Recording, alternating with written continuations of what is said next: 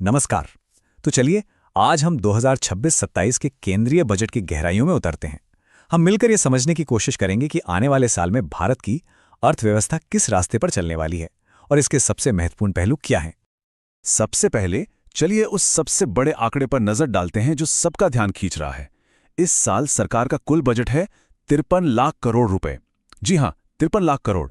ये एक बहुत बहुत बड़ी रकम है और अब हम ये देखेंगे कि आखिर ये पैसा कहां कहां खर्च होने वाला है।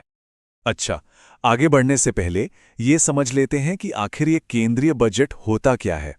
देखिए, बहुत ही सरल शब्दों में ये सरकार का अगले वित्तीय वर्ष के लिए एक फाइनेंशियल प्लान है। मतलब 1 अप्रैल 2026 से 31 मार्च 2027 तक सरकार की आमदनी कहां से होगी और खर्चा कहां होगा, ये उसी का पूरा लेखा जोखा है। अब इतने बड़े बजट को आसानी से समझने के लिए हमने इसे 4 मुख्य हिस्सों में बांटा है।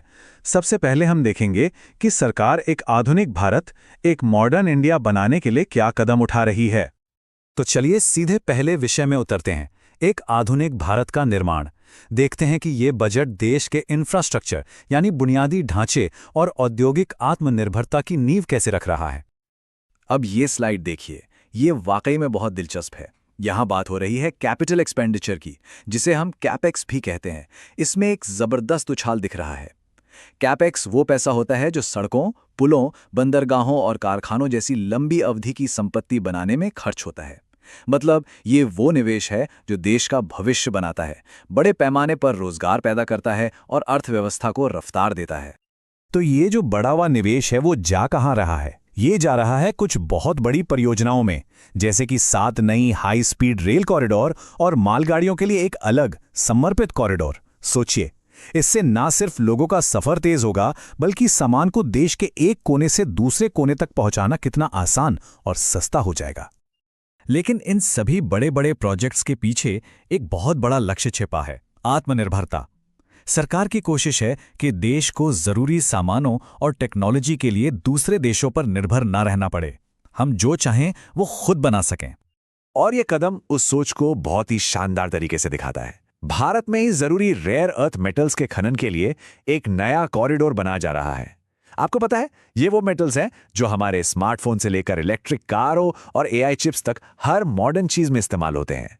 अभी तक हम इनके लिए दूसरों पर निर्भर थे, लेकिन अब इनका घरेलू उत्पादन भारत के लिए गेम चेंजर साबित हो सकता है। सड़कें, पुल और फैक्ट्रियां बनाना तो बहुत जरूरी है, लेकिन कोई भी देश असल में अपने लोगों से बनता है।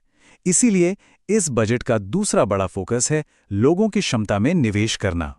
यहां सरकार की एक बहुत बड़ी महत्वाकांक्षा है, भारत को मेडिकल टूरिज्म का एक ग्लोबल हब बनाना। इसके लिए नए आयुर्वेदिक एम्स और मेडिकल हब बनाए जा रहे हैं। साथ ही कैंसर जैसी गंभीर बीमारियों की दवाओं को ड्यूटी फ्री किया जा रहा है, ताकि इलाज न सिर्फ बेहतर हो बल्कि सस्ता भी हो सके। और ये जो विकास की लहर है ना, ये सिर्फ दिल्ली, मुंबई जैसे बड़े शहरों तक सीमित नहीं है। बजट में छोटे शहरों और कस्बों पर भी खास ध्यान दिया गया है, ताकि वहां के युवाओं को भी आगे बढ़ने के लिए बेहतरीन शिक्षा और नए मौके मिलें। इस बजट में एक बहुत ही दिलचस्प और नया शब्द सुनने को मिला है, क्रिएटर लैब्स।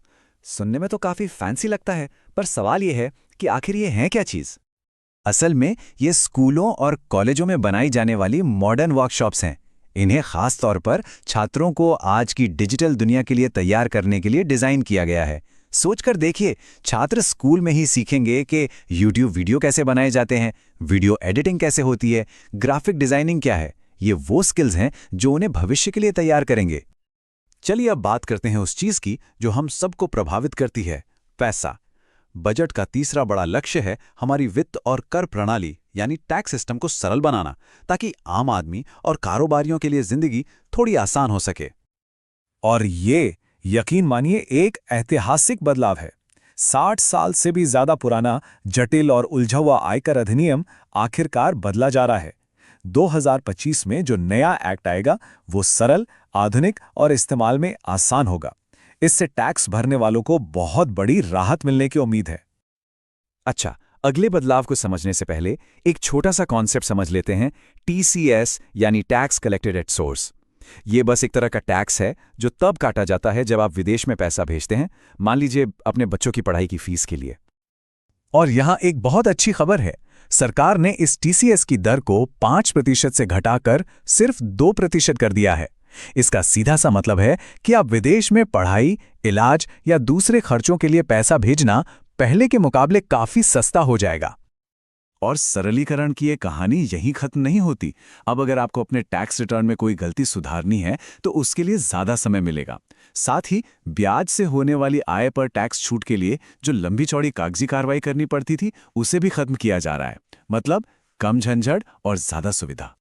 ठीक है, तो अब जब हमने सारे छोटे बड़े विवरण देख लिए हैं तो चलिए एक कदम पीछे हटते हैं, जरा जूम आउट करके ये समझते हैं कि इस पूरे बजट के पीछे की बड़ी सोच क्या है, इसका मार्गदर्शक दर्शन क्या है। ये पूरा का पूरा बजट असल में 3 शक्तिशाली विचारों पर टिका है। पहला है स्पीड, यानी आर्थिक विकास में तेजी लाना।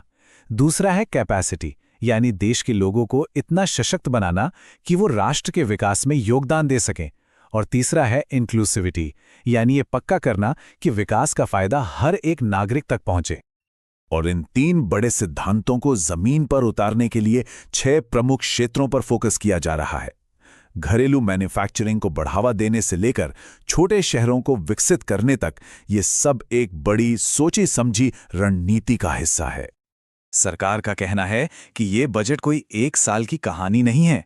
वे इसे पिछले 12 सालों की एक लंबी यात्रा की अगली कड़ी के रूप में देखते हैं, जिसका लक्ष्य तमाम वैश्विक चुनौतियों के बावजूद एक स्थिर और मजबूत अर्थव्यवस्था का निर्माण करना रहा है। तो अंत में ये बजट भारत के भविष्य के लिए एक बहुत ही महत्वाकांक्षी रोड मैप हमारे सामने रखता है।